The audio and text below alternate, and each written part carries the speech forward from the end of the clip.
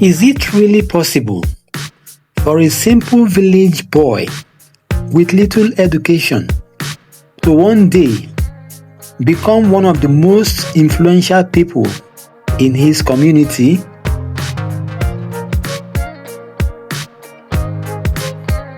Asked another way,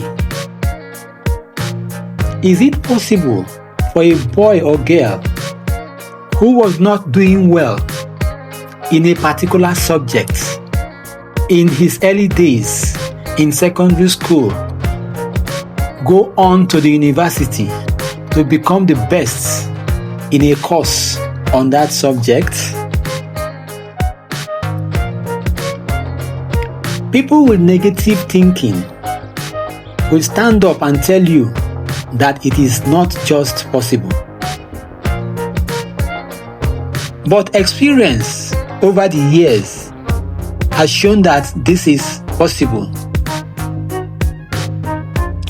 All you need to do is to have the right attitude and the right mindset.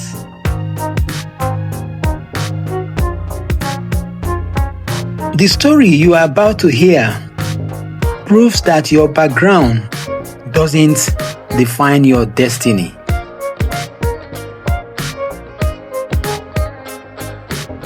Ado, as a young man of about 25 years old, lives in one of the small towns of Nigeria. He teaches in one of the schools in that town. His earnings were barely enough to care for his needs.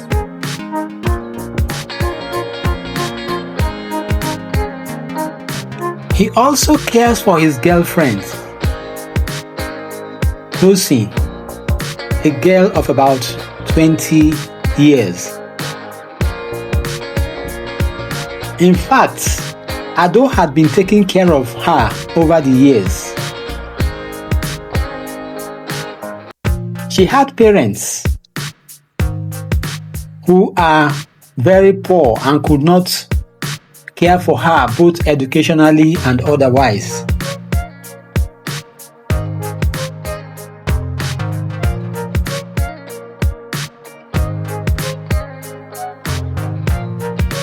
Then comes Bosco, another young man, about 26 years old, lives in one of the cities.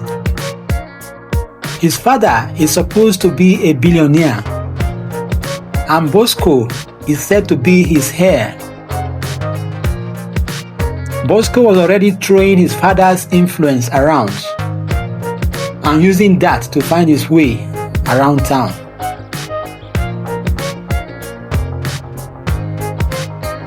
With that, Bosco began to influence Tosin to give up on Ado and follow him. Because, like he put it, Ado can never be anything in life. Tosin agrees and left Ado after a relationship that had lasted years. When Ado heard that Tosin had abandoned him, his world came crashing down. He falls into depression, stops eating, and begins to lose interest in life. He was in the process of gradually ending his life when another friend of his observed the state of his health and mental being. His friend begged him to visit a counselor, Mr. Thomas.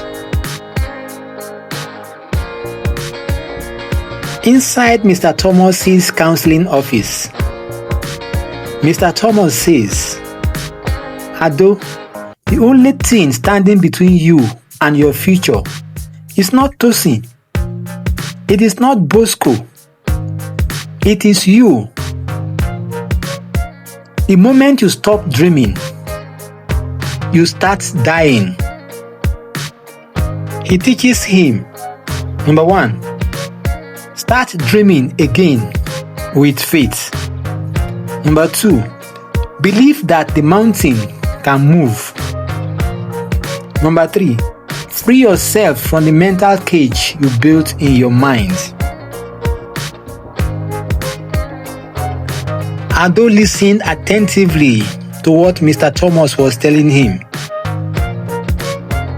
He followed his recommendations religiously and then begins to recover. He returns to work, starts reading books again. He starts listening to motivational talks and writing new goals in his old notebook.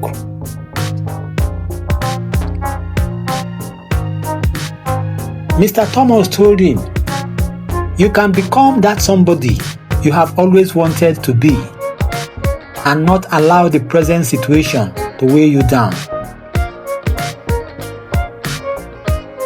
He continued, "Here is how to start. The first thing for you to do is to start dreaming again with faith. It is said that if you have faith like a grain of mustard seed, you can tell your mountain to move and nothing will be impossible for you. Once you begin to believe that your dreams are possible, then the miracles begin to occur. If you follow this route diligently, you will forget your present predicaments and busy yourself trying to achieve your dreams.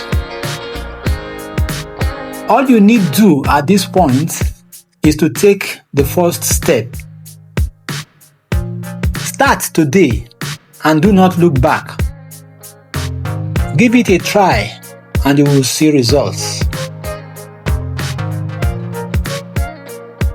You can become the person that your ex will see tomorrow and begin to regret her past decision. But you have to put in the work to get yourself out of your present rut.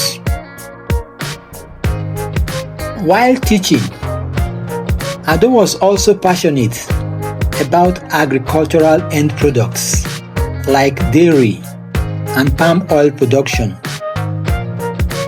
His dream had been to gradually build his skill in that business and get to a point where he starts packaging and exporting them.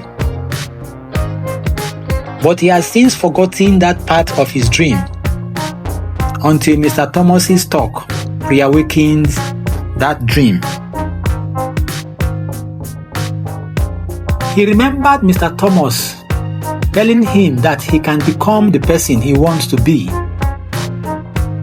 Thomas had told him that the only thing that will stand in his way is himself, nothing else. Thomas said, "In life, many a man has put themselves in a cage they built by themselves in their own mind. To become the person you want to be, therefore, you must loosen yourself from this mental cage." Ado followed Thomas's counseling and teachings religiously. He eventually got over his mental cage and the heartbreak from his ex. He attends a local seminar on agribusiness. There, he meets Ruth, a brilliant speaker, an entrepreneur, and a resource person. They discuss export opportunities. Ruth is impressed by Ado's humility and determination. She then decides to help him. Ruth had connections in that area. She saw the potentials in Ado and she began to make contacts for him. Eventually, she connected him to a number of companies, both locally and overseas.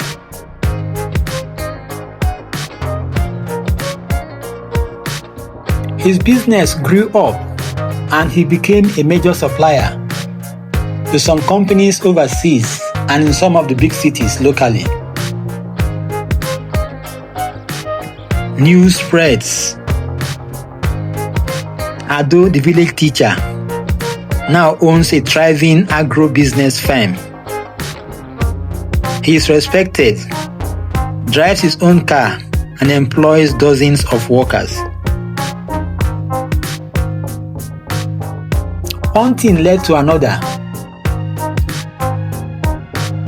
and then Ado and Ruth began to date. Eventually, they began preparing for marriage. It was at that point that Tosin reappears, broken and desperate. Bosco's fake empire has collapsed. He has been arrested for fraud. Tosin pleads with Ado to take her back. Ado listens quietly and says, "Tosin, I wish you well. But the man you left no longer exists. I found myself when you left." At that point, he handed her a wedding invitation card for his marriage to Ruth. It became common knowledge at that point that the supposed rich guy was a fraud. Fact was, he does not have any rich father. He was just fraudulently duping people, especially women, and abandoning them later. Somewhere along the line, one of the women he duped reported the matter to the authorities, and they got him arrested. Meanwhile, he had abandoned Tosin for some other woman before he was finally arrested. He is presently facing charges that could earn him some good number of years behind bars.